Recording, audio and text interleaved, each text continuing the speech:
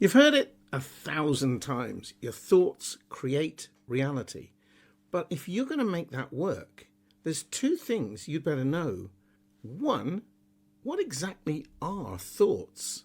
And two, what the heck is reality? Hi, I'm Trevor, and this is an exploration into the real, actual fabric of creating reality. And stick with me because I'm going to tell you exactly how to do it by the end of this video. So stay tuned for the next 10 minutes or so. So when I first came across the law of attraction back in the early 90s, long before The Secret came out, I was told that we create reality depending on what we think and believe. Since what I consider to be my reality / circumstances kind of stank, I decided that if I could change my thoughts and whatever I believed about what was going on and about myself, then my reality would shift. And it didn't. Not really. I mean, over time, things shift anyway, but nothing that I could see that was making any serious difference. That's why I began what turned into a 30-year exploration of the truth behind that and whether the law of attraction does actually work and is actually a thing. I ended up sort of keeping the baby and throwing out the bathwater because it seems to me that we do have the ability to shape our destiny, if you like. Two things here. In order for me to figure out what was baby and what was bathwater, I had to step back. Now, I did, at times, throw it all out. This isn't working. It's obviously a load of baloney. But bit by bit, I was drawn back to it. There's got to be something in it. And what I saw was that, first of all, we're making an assumption about what reality is. And we tend to assume that it's everything that isn't us, isn't you or me. My reality at the time was to do with money, a disastrous marriage, and then a disastrous and very expensive breakup of that marriage. So there were all kinds of situations going around. But also I was a psychotherapist and I was working in the health service, and I understood that no two people would see things the same way. I worked with families who were in difficulty quite often, and you could get two families both going through or had been through a divorce. One family had handled it very well and the other family was in pieces over it. Of course, there'd be different variables, but these situations are quite similar. Why does one party struggle with it and the other breeze through it? And so there was an underlying truth for me that it can't be outside circumstances that are causing the misery, the upset, the fears, the worries, the anxieties, and so on. And yet I'd go home and I'd look at my unpaid bills and the final reminders, and money is a very stark reminder of reality. It's like, well, I can't get past that. I owe more money than I actually have, and I have no way of making any more or getting any more that I could see. And yet, eventually, those bills did get paid off, and the money came from somewhere or other, and always the common denominator was when I stopped trying, when I let go. So, what's going on? Hey, Trevor here. Sorry to interrupt the flow, but I wanted to give you a quick heads up about something new I've just launched that I think you'll love. There are now two ways to go deeper with this whole effortless manifesting approach, beyond just these videos. First up, I've created a free newsletter called Effortless Manifesting. Each issue gives you quick, practical insights based on my latest video, plus behind-the-scenes thoughts and the occasional nudge toward courses or tools that I think might genuinely help.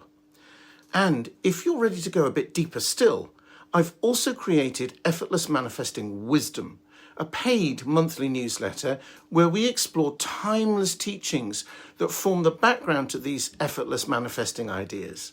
Hey, you didn't think I came up with all this wisdom by myself, did you? I'm talking about giants like Lao Tzu, Wayne Dyer, Michael Neal, Neville Goddard, Abraham Hicks, Alan Watts. The list goes on. No fluff, no jargon, and each idea brought down to earth with practical tips you can use right away to make your journey to effortless manifesting fast, simple, and, well, effortless. It's results-driven, myth-busting, and built for people who are tired of all the techniques and just want all this stuff to finally make sense. Just click the link in the description or scan the code that should be on the screen now to sign up for the free newsletter. Details for signing up for Effortless Manifesting Wisdom, the paid one, will be inside, and you can decide then. And remember, effortlessness isn't something you do, it's what happens when you stop doing what doesn't work. Let's look at it again. Let's take two people in debt. One person says, as I was, let's say that's me, I'm desperate, I don't know what to do, I'm scared, I'm worried, this is going to end in disaster, I'm going to lose my home, I'm going to end up bankrupt. None of those things happened, but those were the kind of fears going through my head. And another person is very chilled about it. For example, I had a colleague for a while whose boyfriend, she said, never worried about money and didn't have a job. I said, well, is he always broke? No, she said, he always gets money from somewhere. Little odd jobs would turn up or somebody would offer to buy something that he had. He said he just kind of drifts through life. Sometimes he's got money and sometimes he doesn't. But he's never in debt. He always pays his bills and he doesn't worry about it. Wow, how does he do that? I never met the guy, but I was intrigued to know how someone could come to that conclusion. Later, I had a friend who taught me a very sharp lesson, self-employed friend who suddenly had to change overnight his business. It meant that in that hiatus, he had no visible means of income. I happened to be his guest for a few days in London at the time. And I said, aren't you worried about the money, the mortgage, and all the things you've got to pay? And he said to me, I've never understood that. I said, what do you mean? He said, I've never understood worrying about money. And I said, oh, please teach me how to do it. And he said, well, look around. There's all these things I've got here, my car outside. He said, if the bailiffs turned up now and took everything away, it'd be a nuisance. But in the morning, when I wake up, I'll still have me. And if I can't think of a way to put a roof over my head and a meal in my belly before the sun goes down tomorrow, there's something wrong with me. Because I am the resource that creates money. Not the bank, not the job. And it took me a while to get that. Now I do. And he was and is absolutely right. You are the resource that creates money and everything else in your life. Every situation. This isn't a blame game. This is not saying you did it wrong. We don't know. Don't take this personally. Otherwise you just get into another messy argument and you'll get in your own way. That won't help. I want you to understand that reality is your experience. They're the same thing. One person experiences debt as frightening, another person experiences it as, I'll just get some more money. Two people go through a divorce and experience it as probably a bit sad, but this is one of life's transitions, and another couple experience it as devastating. I know you can't really compare the depth of feeling or the history. There's always going to be so many differences. But the point I want to make is that what you're experiencing is down to your thinking. It's coming from inside, going outwards, which also means that there isn't a universe out there that will dispense goods to you if you ask it in the right way. That's not how it works. So how does it work? This is how it works. What we think day to day is what I call inside the box thinking. Now, I've talked about this elsewhere, but it bears repeating in this context. Let me bring it back to the money question again, because it's so easy to see that one. everyone can relate to money. Even if you have money, you'll still understand this. If you have an issue to do with money, as I did 30 years ago, and I couldn't see a way to get more or to pay off the debts, then my brain went into, what can I do? Can I work overtime? No, I didn't have a job that had that available to me. Could I sell something? Not really. Didn't have anything of value, and even if I did, it would be like one-off little lump sum of money, nothing that would cover the amount of debt that I had at the time. And then what was I going to do? I'd just be minus whatever I'd sold with a tiny dent, drop in the ocean payment. It wasn't going to work, and so on. And I went through all the possible scenarios and couldn't come up with an answer. I was trying to employ all the manifesting techniques I was learning, the visualization, vision boards, reciting affirmations, and trying to uproot all the subconscious beliefs I must have had about money ever since I was knee-high to a grass, and so on. None of that was working, and I still was scared and worried. I was also reading and learning from my law of attraction teachers that negative emotions block manifestation, so I was trying to talk myself out of those emotions as well. It was impossible. It is impossible. You can't do that. How can you possibly do that? But even the anxiety was being caused by the fact that I couldn't see a way out. I couldn't see light at the end of that tunnel. Now, I told you the universe isn't out there, but the universe, the greater wisdom, the divine intelligence, whatever you want to call it, is in you, but it's not inside that box. That box of thinking comes from our experience, my experience of like, how do people make more money? They work overtime, can't do that. They sell things, haven't got anything to sell, and so on. That was my box of thinking. I didn't have an outside solution. But when I gave up, that's what I did. I didn't know that was the right thing to do at the time. I just gave up because I'd run out of ideas. And the universe took over, not overnight, not immediately, but bit by bit. There were breadcrumbs, things that changed. Eventually, I met a woman, a complete stranger, not even a friend of an old friend's. She was the girlfriend of an old school friend, a slight acquaintance of mine that I'd never seen before in my life. And through the most ridiculous series of coincidences, she became my lodger and enabled me to pay the mortgage and keep my house, and I built from there. So it was astounding. But I couldn't have foreseen that. I couldn't have planned that. What's the thing to do?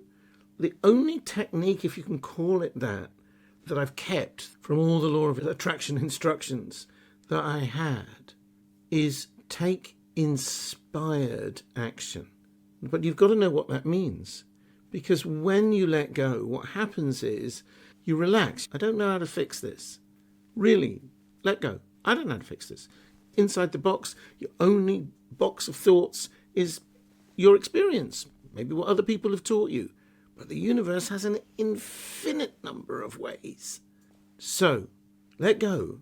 And then things will occur to you. Not immediately. Don't sit there waiting. Nothing's occurred to me yet. Sometimes it can take days or weeks. But bit by bit, it's like, I don't know why I went with that acquaintance to the pub on that wet November evening, which is what it was. Dark, damp November evening.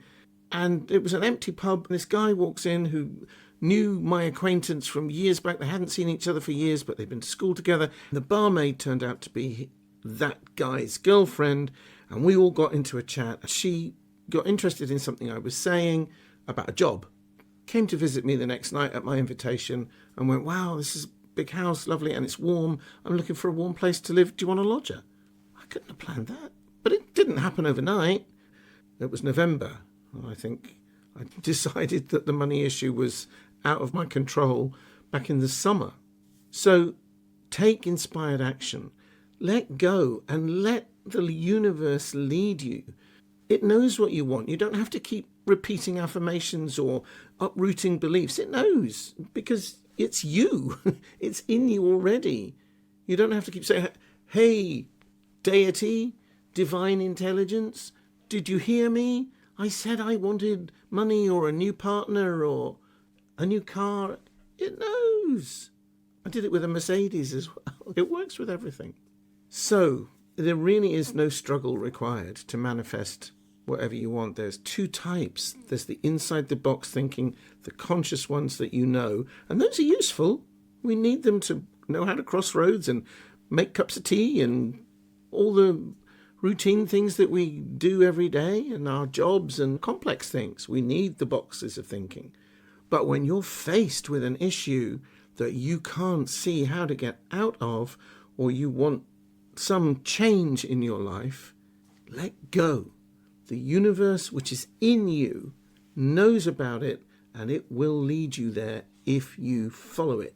That inspired action, it's moments of inspiration, ideas that pop into your head, coincidences, things that you don't expect. And bit by bit, even though you can't see round the corners, it will get you there. Thank you for watching. I hope this has been helpful, and I look forward to seeing you again very soon in another video.